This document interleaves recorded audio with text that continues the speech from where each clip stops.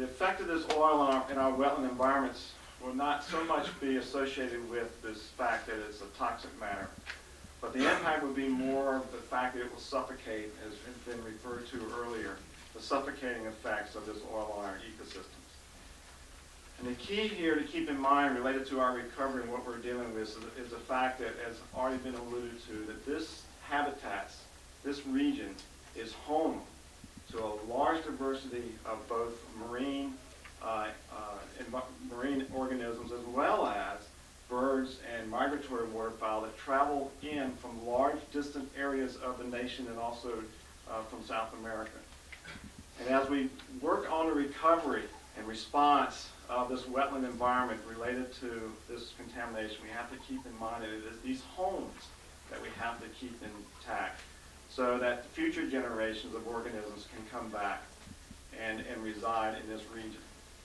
Again, remember that we're dealing with a muddy environment here, a delta that's built by the river sediments.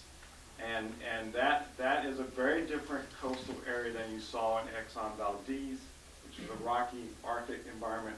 And it's this muddy coast that inhabits these wetlands that are home to so many of the organisms that we've been describing.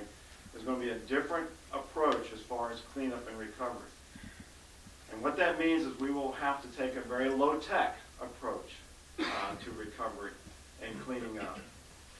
Much of what we will have to do is the oil will have to reside because any kind of physical impact or any kind of physical behavior following any kind of cleanup can actually do more harm than good. There will be examples of where in site-specific cases we'll use sediment applications, nutrients, or other remediation techniques to help reduce the acute effects or the damaging effects of oil. But to a large degree, what we will have to focus on is a low-tech and letting nature try to recover itself from this catastrophe. At the shoreline, the trade-offs of preventing oil from coming on shore and limiting the impact on wetlands has been in the press quite a bit. As many of you know, we've lost our first line of defense. We've lost our barrier islands. Again, that's an impact that has occurred over 40 years that, because of the way we've mismanaged the river to protect this ecosystem. So now what we're trying to do in a last sort of gap effort is develop a sand berm system of moving sand and trying to rebuild what we can in the first line of defense. But the irony is that as that oil moves on the surface towards shore, the sand that we need to build our wetlands and the sediment to build our barrier islands is moving offshore. And it's that complete mismanagement of how we think about the delta and how nature provides these resources as we accumulate the risk of not only energy exploitation but navigation and flood control has to be put in some kind of coherent context so that we minimize these risks in the future. Again, remember, it's all about the plumbing of the Mississippi River that's at stake here, that we have to improve our capacity to deal with these events in the future. The river also provides an element of protection, and we're working on that as well. How can we move the river and distribute freshwater resources to actually keep the oil from penetrating farther inland into our areas? We have diversion structures, we have pumps, we have a lot of different features along this navigation system, and it's important that we use those in our capacity.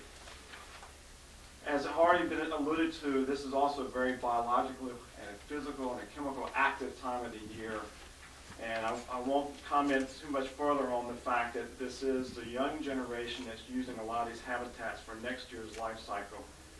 But also, as we also know, the physical system that we're dealing with here, the ocean environment itself, is also very active with the advent of hurricane season on the 1st of June. So we're dealing with a scenario, a worst case scenario right now, of a hurricane actually moving this oil further inland. And historically, we have a problem during hurricanes because salt moves as these storm waters move in from a hurricane. And this year, we will not only have to deal with salt in our freshwater environments, but also oil.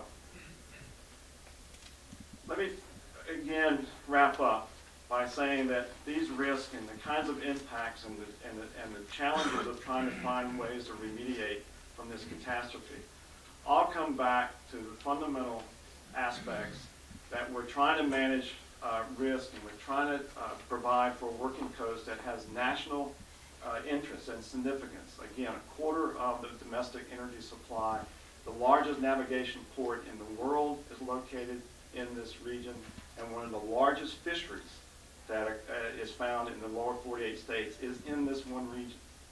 So while we manage these risks of energy, of navigation, of flood control, and fisheries, we have to go back and find more coherent policies at the national level and at the state level that deal with multi-purpose assets of this region.